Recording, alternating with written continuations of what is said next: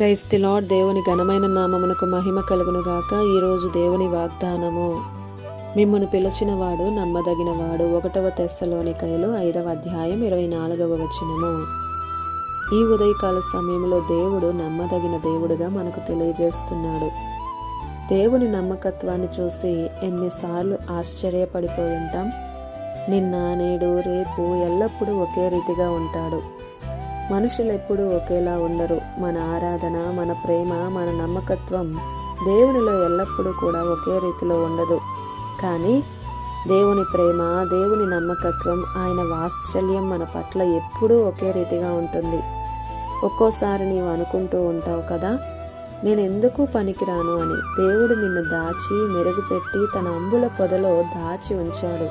నీవు అనుకుంటావు, నాలాంటి అసమర్థుడని, నాలాంటి పనికిరాని వాడిని, నాలాంటి నీచుడిని ఎందుకు పుట్టించాడో, చస్తే బాగుండు కదా అని నీవనుకొని ఉండవచ్చు. అయినా సరే ఈ లోకంలో నిన్నెన్నుకుని నిన్ను పిలిచిన వాడు సామాన్యుడు కాదు, వేల్పులలో మహనీయుడు.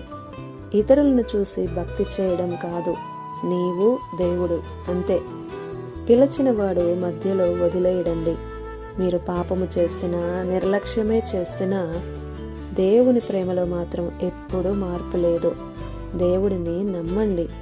మీ ఆఖరి శ్వాస వరకు, అంతము వరకు నీకు తోడుగా ఉండే దేవుడు. నేనున్నాను అని అభయం ఇచ్చేవాడు. మన కష్టాలలో, నష్టాలలో ఉండరు. ఎవరు కూడా మనకు తోడుగా.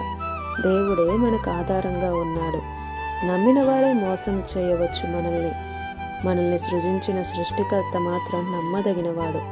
కనుక ఆయన వైపు, ఆయన ప్రేమ వైపే చూడు.